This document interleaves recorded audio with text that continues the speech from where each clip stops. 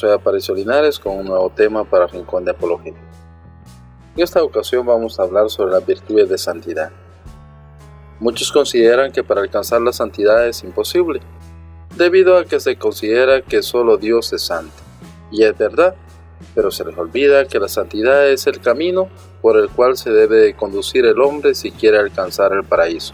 Pero muchos hombres desprecian este sendero debido a que hay que sacrificar mucho de los placeres banales de esta tierra, principalmente porque es necesario despojarse de sí mismo si se quiere disfrutar de cada una de las promesas de Dios plasmadas en la Biblia. Ahora bien, Dios mismo nos pide que seamos santos en varios pasajes de las Escrituras, tales como Levíticos 19:2. Habla a toda la comunidad de los hijos de Israel y diles: sed santos, pues yo, el Señor, vuestro Dios, soy santo. También en el Evangelio, según San Mateo, capítulo 5, versículo 48. Por eso, sed vosotros perfectos como vuestro Padre Celestial es perfecto. En estos versículos podemos observar que las Escrituras nos piden que alcancemos la santidad. ¿O acaso Dios nos pide imposibles burlándose de nosotros? La verdad que Dios quiere que estemos junto a Él y la única forma de lograrlo es seguir el sendero que Dios nos ha marcado. En la carta a los Efesios capítulo 5 versículo del 1 y 2 nos dice: imitad por tanto a Dios como hijos queridísimos y caminad en el amor, lo mismo que Cristo nos amó y se entregó por nosotros como oblación y ofrenda de suave olor ante Dios. Como podemos ver, en este pasaje debemos de ser imitadores de Dios, debemos de serlo en todos los aspectos de nuestra vida y vemos que como principio debemos de basarnos en el amor y todos aquellos dones y virtudes que giran alrededor. Por tanto, debemos detenernos un momento para estudiar y analizar si se está siguiendo el camino correcto o si nos hemos desviado y qué medidas se debe de tomar para regresar a este. Por eso, en esta ocasión veremos algunas de las virtudes que se deben de tener. Por ello, veremos las virtudes tanto teologales como las virtudes morales, en los cuales se debe de basar si se está viviendo a plenitud el plan de Dios para nuestra vida, el cual es alcanzar la santidad. Antes que nada, ¿qué se entiende por virtud? Según lo define Santo Tomás de Aquino, buena cualidad de la mente, por la que se vive rectamente y de la que nadie puede servirse para el mal. Es decir, son aquellas cualidades que impiden que obremos de manera incorrecta, en la cual siempre se busca realizar el bien dentro de nuestras vidas. Virtudes teologales. Las virtudes teologales, fe, esperanza y caridad, son motores que nos mueven a buscar de manera extraordinaria, buscando tener un encuentro personal de forma casi continua que nos ayuda a depositarnos plenamente en su gracia y fijar nuestra vista en el necesitado, que ya somos capaces de encontrar a Dios mismo en cada uno de estos. Virtud de la fe. El cristiano ante todo es un creyente que se ha depositado en las manos de aquel que no ve y confía plenamente en él. Hebreos 11:1-2. Ahora bien, ¿cómo sabemos si nuestra fe está fuerte, si está correctamente alimentada? San Pablo nos lo explica de forma sencilla en la carta a los Romanos capítulo 10 versículo 17. Por lo tanto, la fe viene de la predicación y la predicación a través de la palabra de Cristo. Como vemos, se nos aconseja encontrar en la palabra de Dios ese alimento continuo que va ayudando a crecer la llama de la fe, que nos invita a irnos enamorando continuamente de un Cristo que entrega su vida a cada uno de nosotros. La fe cree y creer es acto de entendimiento que asiste a las verdades divinas bajo el impulso de la voluntad, movidas por la gracia de Dios. Santo Tomás de Aquino. Virtud de la esperanza. Esta virtud nace de la fe, por eso sin fe no hay esperanza. Esta virtud nos lleva a confiar con certeza de alcanzar la vida eterna, al punto de considerar poca cosa todas las riquezas de esta tierra, comparado con lo que nos espera en la vida eterna. A despojarnos de aquello material que muchas veces nos esclaviza y nos aleja de todo aquello que nos conduce a Dios, y en muchas ocasiones a no ver el sendero que Dios quiere que sigamos, y de esta manera nos atrevamos a decir como San Pablo: sin embargo, cuanto era para mí ganancia, por Cristo lo considero como pérdida.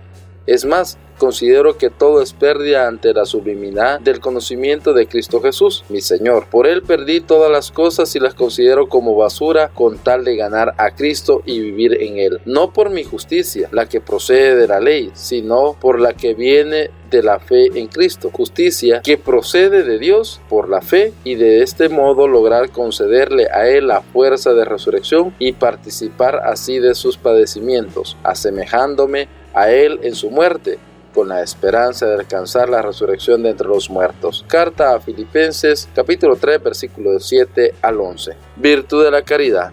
Maestro, ¿cuál es el mandamiento principal de la ley? Él le respondió: amarás al Señor tu Dios con todo tu corazón y con toda tu alma y con toda tu mente.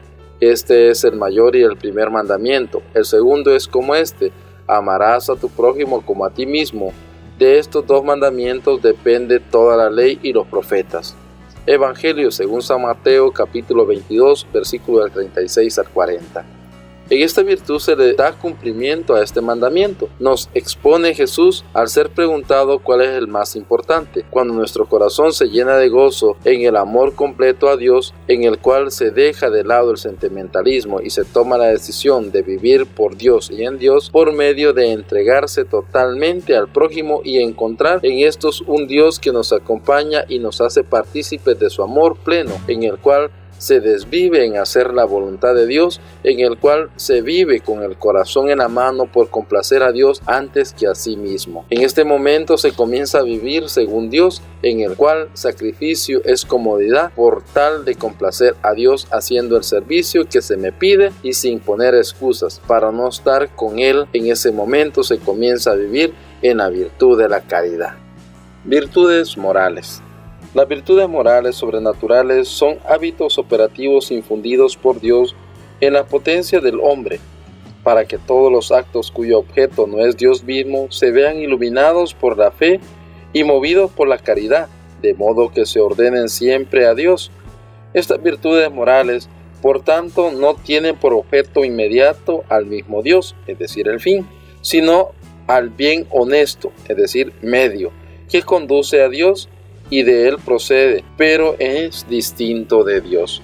Hay muchas virtudes morales, pero tanto la tradición judía y cristiana como la filosofía natural de ciertos autores paganos ha señalado como principales 4 virtudes cardinales, de Cardonis, Gosne, de la Puerta. En efecto, la templanza y la prudencia, la justicia y la fortaleza son las virtudes más provechas para los hombres en la vida. Esto lo podemos encontrar en el libro de Sabidurías, capítulo 8, versículo 7. Estas 4 virtudes regulan el ejercicio de todas las demás virtudes. Virtud de la prudencia. Es una virtud que Dios infunde en el entendimiento práctico para que a la luz de la fe discierna y mande en cada caso concreto qué debe hacerse u omitirse en orden al fin último sobrenatural. Ella decide los medios mejores para un fin. Es la más preciosa de todas las virtudes morales, ya que debe guiar el ejercicio de todas ellas, incluso la actividad concreta de las virtudes teologales. Cristo nos quiere prudentes como serpientes y sencillos como palomas. Lo podemos ver en el Evangelio según San Mateo, capítulo 10, versículo 16. Y San Pablo: esto pido en mi oración, que vuestra caridad crezca en conocimiento y en toda discreción, para que sepáis discernir lo mejor. Carta a los Filipenses, capítulo 1, versículo 9 y 10. Los espirituales antiguos apreciaban mucho la diácrisis, que permite al asceta guiarse a sí mismo y aconsejar bien a otros. Por lo tanto, alcanzar la santidad también nos tiene que llevar a ser prudentes, a tomar de forma sabia cada uno de los caminos y al mismo tiempo discernir según la voluntad del mismo Dios. Virtud de la justicia. Es una virtud sobrenatural por la que Dios infunde a la voluntad la inclinación constante y firme de dar a cada uno lo que en derecho es suyo. Después de la prudencia, es la más excelente de las virtudes cardinales, la que tiene un objeto más noble y necesario, y también más amplio, pues comprende el campo entero de las relaciones del hombre con Dios y con los hombres. El cristiano, por la justicia, hace el bien, no cualquier bien, sino aquel bien precisamente debido a Dios y al prójimo, y evita el mal, aquel mal concreto que ofende a Dios o perjudica al hermano. La caridad extiende más o menos su radio de acción según los grados del amor, pero la justicia impone obligaciones estrictas, objetivamente bien delimitadas, aunque subjetivamente pueden en ocasiones haber dudas. Y precisamente porque se trata de obligaciones objetivas y estrictas, puede ser exigida por la fuerza. En la justicia se distinguen tres especies. La justicia conmutativa regula los derechos y deberes de los ciudadanos entre sí, dando o exigiendo a cada uno lo suyo. La justicia distributiva reparte bienes y cargas, derechos y deberes entre los individuos, considerando honestamente sus méritos y necesidades personales. La justicia legal, fundada en la observancia de las leyes, inclina al individuo a contribuir al bien común de la sociedad como es debido. Muchas virtudes derivan de la justicia o están a ella conexas. La fiel observancia respeta cuidadosamente las normas. La obediencia reconoce la autoridad de los superiores. La afabilidad sabe tratar bien a los hombres. La piedad nos mueve a prestar a los padres y a la patria honor y servicio. La epitaqueia, equidad, nos lleva a apartarnos con justa causa de la letra de la ley para mejor cumplir su espíritu. La veracidad, la gratitud. La virtud de la justicia nos tiene que hacer cumplidores de cada uno de las normas, tanto divinas como del hombre. Eso es parte de comenzar a caminar el camino de Dios. Muchas veces no vamos a estar de acuerdo con las normas que se nos dictan, pero tenemos que aprender a ser obedientes. Tenemos que aprender en todo momento y en todo lugar respetar las leyes que nos pongan, a pesar de que esas parecieran que no nos conducen por el camino correcto, pero tiene que ser el indicio de que nosotros estamos siguiendo el camino al cual Dios nos quiere guiar. Virtud de la fortaleza.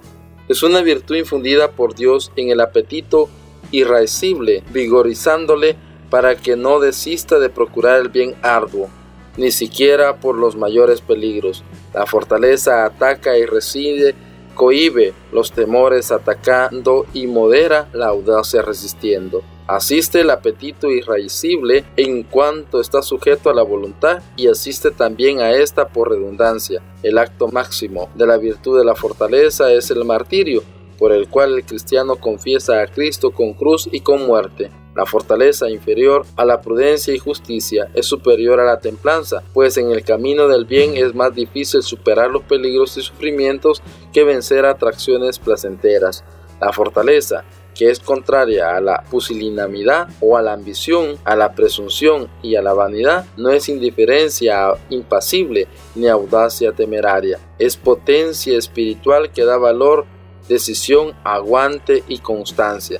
La fortaleza tiene como partes integrantes o como virtudes conexas la magnanimidad, que se atreve a obras grandes, la paciencia, tantas veces elogiada en el Nuevo Testamento. Podemos ver la primera de Pedro 2, 20-21, la carta a los Romanos capítulo 5 versículo 3, la segunda carta a los Corintios capítulo 6 versículo 4. La fortaleza nos tiene que guiar a poder vivir con valentía el Evangelio, sabiendo de que es Cristo mismo quien nos apoya y nos bendice en todo momento y en todo lugar. Virtud de la templanza. Es una virtud sobrenatural infundida por Dios en el apetito concupiscente para moderar su inclinación a los placeres, mientras la fortaleza estimula el apetito irascible para que resista el mal o se esfuerce en conseguir el bien arduo. La templanza más bien refrena en el hombre la inclinación al placer sensitivo y sensual, modera pero no destruye esa inclinación. En tal caso no sería una virtud, sino que la libra tanto de la intemperancia desbordada como la insensibilidad excesiva. No es la templanza la más excelsa de las virtudes morales, pero su desarrollo es imprescindible, ya que el hombre no puede ejercitar sus virtudes más altas en tanto sufre el lastre de la sensualidad desordenada. La purificación ascética del sentido es fase previa y necesaria para el vuelo del espíritu. La templanza modera En el hombre esa curiosidad ilimitada de noticias, conocimiento, experiencias, esa avidez de impresiones, viajes, adquisiciones y gustos, la abstinencia y la sobriedad regulen la fe, el consumo de comida y bebida, la castidad con la ayuda de la modestia y el pudor ordena según Dios el apetito genéstico. La clemencia modera las reacciones de crueldad y ferocidad. La mansedumbre que da suavidad y paciencia al amor de la caridad es una de las virtudes más altas en las proates de los monjes antiguos, que hace posible la paz del corazón, el silencio interior contemplativo, la apatia, la isachi. En Cristo se da en plenitud la mansedumbre. Lo podemos ver en el Evangelio según San Mateo, capítulo 11, versículo 29, y hasta sus actos de violencia, ira, están sujetos por la mansedumbre al impulso de la más perfecta caridad. Como podemos ver, la templanza nos va a ayudar a poder soportar de forma santa cada una de las tentaciones que la carne nos va exigiendo, y ello nos va a llevar a acercarnos cada día más a Dios. Las virtudes tienen que irse desarrollando cada día más y más dentro de nuestra vida si queremos alcanzar la santidad. No son virtudes que no podemos estarle pidiendo y clamando a Dios, sino que son virtudes que nosotros necesitamos día a día para poder llevar este camino de santidad que Dios nos está pidiendo. Las virtudes tienen que irse forjando cada día más y más dentro de nuestra vida, dentro de nuestros hábitos, y pedir y clamar a Dios que sea Él quien nos conduzca por el camino correcto. Este ha sido un tema más para Rincón de Apologética Católica. Los invitamos a seguirnos en las redes sociales y en cada uno de los lugares donde estamos: Facebook, YouTube, Instagram. Al mismo tiempo visitar nuestro blog y a otros sectores que quedan dentro de una página más adelante. Bendiciones a todos.